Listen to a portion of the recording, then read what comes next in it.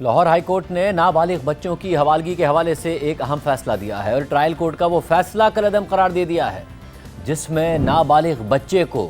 پرورش کرنے والے والدین سے حقیقی والدین یعنی پیدا کرنے والے والدین کے حوالے کرنے کا حکم دیا گیا تھا۔ اس فیصلے میں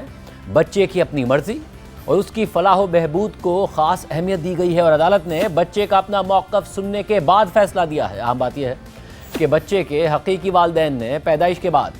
اپنی مرضی سے بچے کو پرورش کرنے والے والدین کے حوالے کیا تھا جو حقیقی والد کے سگے بھائی بھی ہیں۔ ساتھ ہی عدالت نے یہ بھی نوٹ کیا کہ بچے کے حقیقی والد کا بیٹا پرورش کرنے والے والدین کی بیٹی کا شوہر ہے اور ان کے درمیان ازدواجی تنازعہ چل رہا ہے اور بچے کی تحویل کی درخواست اسی تنازع کے رد عمل کے طور پر دائر کی گئی تھی۔ لاہور ہائی کورٹ کے جسٹس فیصل زمان خان کے تحریر کردہ اس فیصلے میں لکھا ہے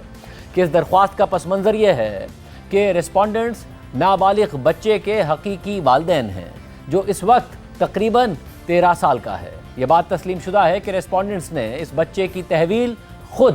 درخواست گزاروں کے حوالے کی تھی کیونکہ وہ قریبی رشتہ دار ہیں اور درخواست گزار اور ریسپونڈنٹ سگے بھائی ہیں۔ تاہم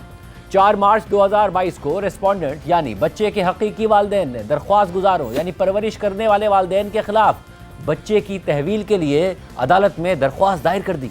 اس کے بعد فیصلے میں کیس کی تفصیلات اور ماتحت عدالتوں کے فیصلوں کا حوالہ دینے کے بعد لکھا ہے کہ زیر غور معاملے پر بات کرتے وقت یہ بات ذہن میں رکھنی چاہیے کہ ایک بچہ جسے اس کے حقیقی والدین نے پیدائش کے وقت یا پیدائش کے 6 ماہ بعد اپنی مرضی سے پرورش کرنے والے والدین کے حوالے کر دیا تھا اور ان پرورش کرنے والے والدین نے اسے 9 سال تک پالا اور اس دوران حقیقی والدین کی طرف سے کوئی شکایت بھی سامنے نہیں آئی،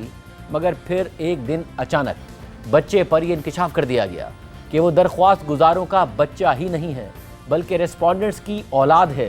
ذرا اس بچے کی پریشانی، ذہنی کیفیت اور جذباتی صدمے کا تصور کریں جو ایک ایسے خاندان کے ساتھ رہتا رہا جہاں اس کے ماں باپ کے ساتھ ساتھ 6 بہنیں اور ایک بھائی بھی تھے اور وہ بچہ انہیں اپنا اصل خاندان سمجھتا رہا اور اب اسے بتایا جائے کہ وہ اس سے تعلق نہیں رکھتے اور وہ دراصل ریسپونڈنٹس یعنی حقیقی والدین کا بچہ ہے اور حقیقی خاندان میں اس کے پہلے سے ہی 13 بہن بھائی ہیں۔ اس کے بعد